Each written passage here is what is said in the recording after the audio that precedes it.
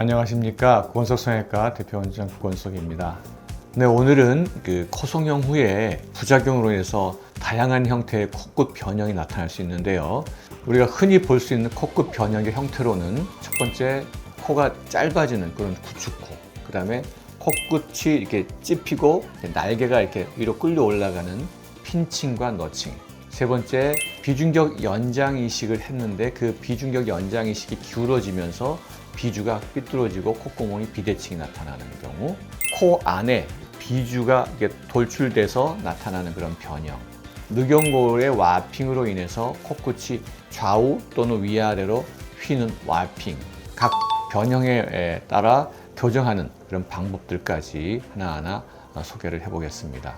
구축에 의해서 코가 들릴 때에는 코의 길이를 늘리는 그런 연골 이식을 하게 되는데요. 코를 늘리는 방법으로는 비중격 연장 이식이라는 방법이 있고 회전 이식이라는 방법이 있습니다.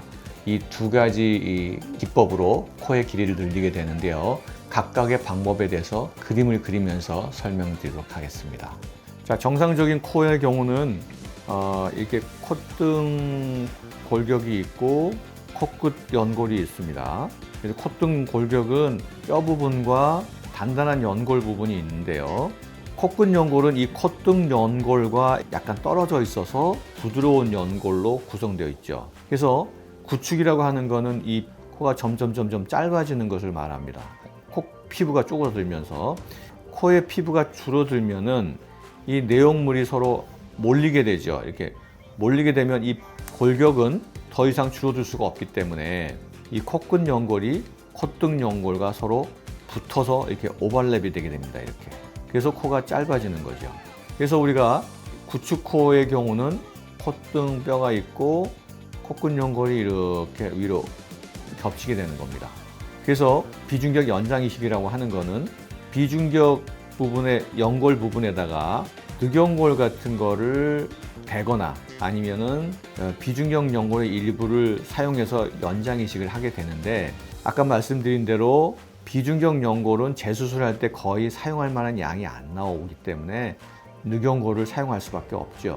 그래서 늑연골을 사용해서 코의 길이를 늘리게 되는데 어떻게 늘리느냐 하면, 정면의 모습이 이렇게 있다면 이게 콧등 부분이고 코끝 연골 부분입니다. 코끝 연골 부분이 원래가 정상이 이렇게 돼 있는데 구축된 코는 이렇게 위로 올라가 있겠죠. 그래서 비중격 끝보다 더 길게끔 늑연골을 비중격 끝 부분보다 더 길게 이렇게 만듭니다. 양쪽으로. 그래서 여기보다 늑연골을 길게 뽑아줍니다. 그래서 비중격이 여기까지 와 있었는데 연장 이식을 더 길게 이렇게 대주죠. 그렇게 해서 대준 다음에 그 비중격 연장 이식한 이 늑연골 사이에다가 L자 모양으로 또다시 대줍니다. 그래서 양쪽으로 이렇게 대주게 되죠. 그러면은 비중격이 여기까지 있었던 게 이렇게 길게 되죠. 그래서 길게 비중격을 늘린 다음에 이 코끝 연골을 당겨서 자유롭게 움직이게 한 다음에 코끝 연골을 이 끝에다가 이렇게 고정을 하게 됩니다. 그래서 이쪽으로 쏠려 있던 연골이 이쪽으로 길게 늘어나게 되죠. 그래서 코끝 연골이 원래는 이제 구축으로 인해서 쓰러졌었는데 이거를 밖으로 끄집어내서 이렇게 고정을 하게 됩니다. 그래서 이 코가 코끝점이 여기 있던 게 이쪽으로 이만큼의 길이가 늘어나게 되죠. 그래서 코끝이 이렇게 늘어나게 되는 겁니다. 그래서 늑연골을 이용한 비중격 연장 이식은 대개 이렇게 L자 모양으로 늘리게 되죠. 그런데 조금 경미한 정도의 구축코는 늑연골 같이 단단한 연골보다는 양은 좀 부족하지만 기연골을 이용해서 코를 늘리는 경우가 있습니다. 이것이 회전 이식이라고 하는데요. 그래서 콧등에 골격이 있고 코끝이 약간 이렇게 뒤로 쓰러져 있겠죠. 그래서 이렇게 되면은 이 콧등과 코끝 사이를 분리시킵니다. 그래서 얘를 이쪽으로 밀어주죠. 그래서 코끝 연골이 이렇게 뒤로 쓰러져 있었던 걸 이렇게 아래쪽으로 방리를 시킨 다음에 코끝 연골이 다시 쓰러지지 말라고 뒤에서 연골을 콧등에서부터 코끝 사이에다가 연골을 이렇게 받쳐줍니다. 그래서 얘가 뒤로 쓰러지는 걸 막는 것이죠. 이게 회전 이식입니다. 이건 대개 기연골을 많이 사용하지요. 기연골을 사용하는 이유는 얘는 좀 말랑말랑하고 신축성이 있기 때문에 코끝이 좀 유연해질 수 있다는 것이 장점이죠. 그래서 이게 회전이식인데 이게 유연하고 말랑말랑하다, 신축성이 있다는 것이 장점이기도 하지만 한편으로는 강력하게 코의 길이를 늘리는 데는 좀 힘이 약하다는 것이 단점이 될 수 있습니다. 그래서 회전이식은 좀 더 경미한 부축코에 활용이 되는 방법이고요. 아까 말한 늑연고를 이용한 비중격 연장이식 방법은 구축이 심했을 때 좀 더 강력하게 좀 길이를 많이 늘리고 싶을 때 사용하는 방법이 되겠습니다. 이렇게 비중격 연장이식은 코성형 후에 부작용으로 나타나는 구축 현상으로 인해서 코가 들린 코를 교정하기 위한 방법으로도 사용하지만 처음 수술에서도 코끝의 길이와 높이를 늘려서 오똑하게 만들기 위한 목적으로도 흔히 사용됩니다. 지금 이 사진이 수술 중에 비중격 연장이식을 하는 그런 사진인데요. 비중격을 이렇게 채취한 다음에 이렇게 여기까지 이렇게 비중격이 나와 있죠. 이 비중격 끝부분에다가 비중격 연골의 일부를 이렇게 덧대줍니다. 그래서 이 비중격의 끝부분이 여기서 이렇게 올라오게 되고 이 부분에다가 코끝 연골을 걸어주면 코끝의 위치를 조정할 수 있죠. 그래서 높이도 길이도 조정할 수 있게 됩니다. 그래서 비중격 연장 이식을 통해서 코끝 성형을 한 사례를 한번 보여드릴 텐데요. 이분은 20대 초반 여성으로 코끝과 콧대가 좌측으로 기울어져 있고 휘어 있습니다. 그리고 측면에서 보면 콧등은 약간 불룩한데 코끝이 상대적으로 낮은 분이었습니다. 그래서 비중격을 똑바로 이렇게 펴주는 그런 비중격 성형과 비중격 절제술을 한 다음에 이를 이용해서 비중격 연장 이식을 통해 코끝 성형을 하였습니다. 그래서 처음에 콧등과 코끝이 휜 모습이고 약간 코끝이 뭉툭하게 퍼져 있고 약간 비주가 짧은, 코가 좀 낮은 듯한 그런 모습이 보이죠. 그래서 이건 비중격 연장 이식을 한 후의 모습인데 이게 가운데 있는 연골이 비중격 연장 이식을 한 연골이고 여기다가 코끝 연골을 이렇게 묶어주는 모습을 보여주고 있습니다. 수술 후 한 달 된 모습인데요. 이 코끝이 좀 오똑하고 날씬하게 되었고요. 콧날이 이렇게 휘어 있는 모습이 이렇게 똑바르게 바로 잡혔습니다. 옆에서도 이렇게 이쪽으로 기울어져 있는 것을 볼 수 있는데요. 정중앙이 잘 잡혔고, 자, 반측면에서 보면 콧등에서 코끝이 약간 내려앉는 듯한 모습인데 점점 코끝이 오똑해지는 모습이고 코끝도 날씬하고 좀 정리가 된 모습이죠. 콧등에서 코끝이 이렇게 죽어 보이는데 수술 후에는 코끝이 오똑하게 살아있는 그런 모습을 보여주고 있습니다. 이처럼 첫 수술에도 비중격 연장 이식을 사용할 수 있는데요. 부축코 교정을 위해서 비중격 연장 이식을 하는 방법에 대해서도 설명을 드리도록 하겠습니다. 차례 사진을 보면 이렇게 늑연골을 채취했고 여기에 이제 연골막을 함께 채취했습니다. 그래서 이게 가운데에 있는 게 비중격이고 양옆으로 비중격 연장 이식을 늑연골로 하였습니다. 늑연골을 이렇게 얇은 판으로 다듬은 다음에 비중격을 가운데 두고 양쪽으로 이렇게 길이를 L자 형태로 이렇게 비중격을 대줌으로써 비중격 연장 이식을 통해서 코끝 성형을 한 사례를 한번 보여드릴 텐데요. 이 환자는 이렇게 이제 2년 전에 실리콘으로 코 성형을 한 후에 점점 염증이 발생해서 코가 붓고 분비물이 고이고 또 코가 점차 들리면서 뒤틀리게 되는 구축 변형이 나타났습니다. 그래서 염증이 상당히 심하다고 판단이 돼서 즉시 실리콘과 피막 염증 조직을 다 제거한 다음에 약 한 달 정도 기다렸다가 염증이 다 가라앉은 것을 확인한 다음에 늑연골을 이용해서 코를 늘려주는 2차 수술을 하였습니다. 그래서 늑연골을 이용해서 비중격 연장 이식을 통해서 코를 늘리고 날개 이식으로 코끝의 대칭성을 개선시켰습니다. 그래서 결과적으로 코가 이렇게 뒤틀렸는데요. 완벽하게 대칭이 되었고 올라갔던 코끝도 내려오게 되었습니다. 그래서 수술 후 한 달 된 모습이고 밑에서 봤을 때도 코가 위로 당겨 올라가는 그런 모양을 우리가 확인할 수 있는데요.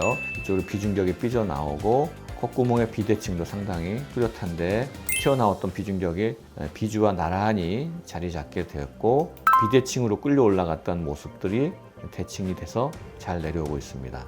길이도 충분히 늘어났고 이쪽에 그 외측 밸브 부분이 이렇게 쏙 패어 있는 모습을 볼 수 있죠. 약간 날개 이식으로서 이것을 교정하였더니 이렇게 꺼진 부분이 잘 올라왔습니다. 그래서 숨을 쉬는 게 굉장히 좋아졌고요. 좌측도 코의 길이도 충분히 내려왔고 측면 모습을 보니까 코의 길이와 뻗어나는 각도, 높이 등등이 균형 있게 자리 잡았음을 볼 수 있습니다.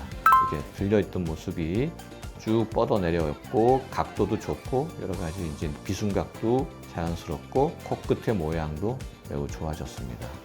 자간 늑연골을 이용해서 비중격 연장 이식을 통해서 코의 길이를 늘리고 코끝의 변형은 늑연골을 이용한 낙의 이식을 통해서 교정을 한 사례입니다. 늑연골을 이용한 비중격 연장 이식을 통해서 구축코를 교정한 사례입니다. 15년 전에 교통사고를 당한 후에 얼굴을 많이 다치고 어느 정도 치료가 끝난 다음에 실리콘과 귀연골로 코 성형을 했다고 합니다. 그런데 코 성형을 한 지 1년이 지나면서 뭔가 불편함으로 인해서 실리콘만 제거를 했다고 합니다. 아마도 염증이 아니었을까 추측은 하는데요. 실리콘만 제거를 했는데 그 이후에 코가 점점 들리고 짧아졌으며 콧구멍이 많이 보이게 되고 코끝도 찝히고 뒤틀린 형태가 되었습니다. 살펴보니까 이게 이제 너칭이라는 것이 생겨 있고요. 그 다음에 비주가 이렇게 휘어 있고요. 코끝이 많이 들려서 콧구멍이 많이 보이게 되고 짧은 모양이 나왔죠. 그리고 이게 비중격인데 이렇게 많이 휘어 있는 것을 볼 수 있습니다. 그래서 급성 염증은 없었기 때문에 한 번의 수술로 구축을 교정하기로 했고 들어가 보니까 코 안에 이렇게 흉살이 굉장히 많아서 흉살을 모두 제거를 했고 그 다음에 이런 것들이 매드포어였습니다. 이게 염증을 굉장히 심하게 유발시키는 이런 이물질이 그대로 남아 있었기 때문에 염증 반응이 지속적으로 일어나서 점점점 구축이 됐다는 것을 우리가 확인할 수 있었습니다. 그래서 매드포어를 완벽하게 제거를 하고 또 주변에 있는 피막과 흉살들을 다 제거를 했습니다. 그리고 휘어졌던 비중격도 똑바르게 바로 잡았는데 이렇게 늑연골을 통해서 연장 이식을 했고 이렇게 연장 이식을 통해서 코끝이 이렇게 쭉 내려온 것을 알 수가 있습니다. 그리고 또한 패여 있었던 부분이 있었는데 이런 외측 밸브가 콜랩스된 부분도 역시 외측 밸브 이식 여기 보이죠? 연골을 거기다가 대줌으로써 거기가 꺼진 부분을 보강함으로써 비강 호흡이 좋아지도록 수술을 하였습니다. 수술 후 4개월 된 모습인데요. 코가 충분히 길어져서 콧구멍에 보이는 게 훨씬 더 덮였고요. 대칭성도 좋아졌고 비주가 똑바르게 잘 하게 되었습니다. 너칭과 핀칭도 많이 개선이 됐죠. 위에서 본 사진인데요. 이 코끝이 이렇게 짤뚱한데 이게 길게 뻗어 내려온 것을 볼 수가 있고요. 오므라들었던 코가 충분히 길어졌습니다. 그래서 늑연골로 길이를 늘리고 콧등은 기증 진피를 사용해서 높이를 보강하였는데요. 4개월 지난 이후에도 콧등의 높이는 잘 유지를 하고 있음을 볼 수 있습니다. 특이한 것은 이 비주가 안으로 쑥 말려 들어가 있는 것을 볼 수 있는데 이것을 연장 이식한 후에 비주가 앞으로 나오게 되고 코끝도 자연스럽게 늘어난 것을 볼 수가 있습니다.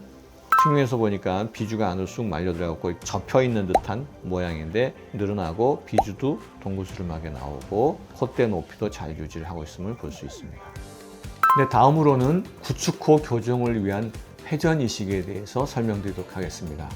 네, 회전 이식은 연골을 콧등과 코끝 사이에 위치시켜서 코끝을 아래로 밀어줌으로써 코의 길이를 늘려주는 그런 수술 방법을 말합니다. 대개는 귀연골을 사용하게 되는데요. 이렇게 콧등에 귀연골을 이렇게 덧대 가지고 코끝과 콧등 사이에 위치시켜서 연골 이식이 코끝을 아래쪽으로 밀어주는 방식으로 수술을 하게 됩니다.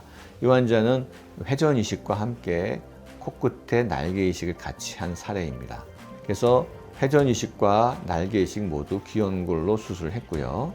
이분은 찝힘이나 이런 코끝 변형이 심하지 않았기 때문에 날개 이식은 하지 않았고 회전 이식만을 통해서 코의 길이를 늘리는 사례입니다. 30년 전에 L자 실리콘으로 융비술을 했는데 점점 코가 들리게 돼서 귀연골을 이용해서 이렇게 비주 지지대와 회전 이식 그리고 콧대에는 기증 진피로 융비술을 함께 하였습니다. 그래서 코의 길이가 많이 늘어났고 날렵하면서도 콧구멍이 완전히 덮여 있는 그런 모습을 볼 수 있습니다. 그래서 이 부분 코가 이렇게 짤뚱한데 굉장히 많이 길어졌고 많이 들려 있었죠. 근데 이것이 많이 내려왔고 이 길이도 많이 늘어난 것을 볼 수가 있고요. 코의 높이도 잘 유지하고 있는 것을 볼 수 있으며 길이와 각도, 높이 이런 것 등이 모두 균형이 잘 잡혀 있는 그런 모습을 볼 수 있습니다.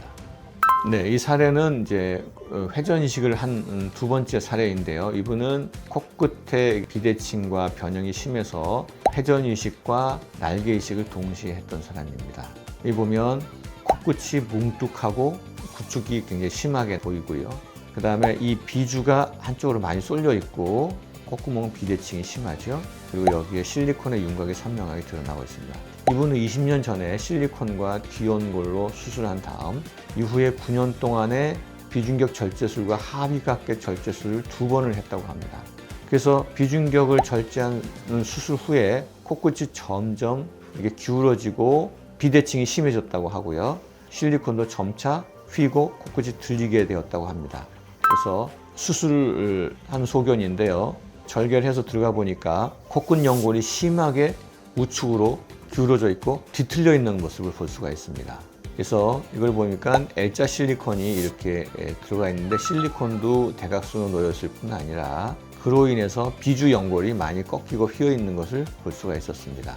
따라서 이렇게 실리콘을 모두 제거한 이후에 확인해 보니까 비주 연골이 이렇게 비대칭으로 많이 꺾여 있는 것을 볼 수가 있어서 이렇게 비주 지지대를 대서 양쪽 코끝 연골을 이렇게 묶어주니까 비주의 대칭성, 그다음 비주가 휘어지는 것까지 같이 교정이 되고 회전 이식을 통해서 코끝의 길이를 늘리는 수술을 하였습니다. 그래서 수술 후에 이 실리콘이 치우쳐 있던 곳도 중앙으로 잘 와 있고요. 코 끝의 대칭성도 굉장히 좋아졌고 코의 길이도 많이 늘어난 것을 볼 수가 있습니다. 대각선 모습을 보면 코가 이렇게 위로 들리고 약간 뭉툭한 것이 코가 충분히 늘어났고 날씬한 그런 모습을 보여주고 있습니다. 짧고 뭉툭하고 들려있는 그런 모습에서 길게 쭉 뻗어나오는, 그리고 콧대도 높이가 잘 유지를 하고 있습니다. 세 번째 사례인데요. 이분은 회전 이식과 함께 날개 이식을 함께 해줬습니다. 5번의 수술한 그런 이력이 있는데요.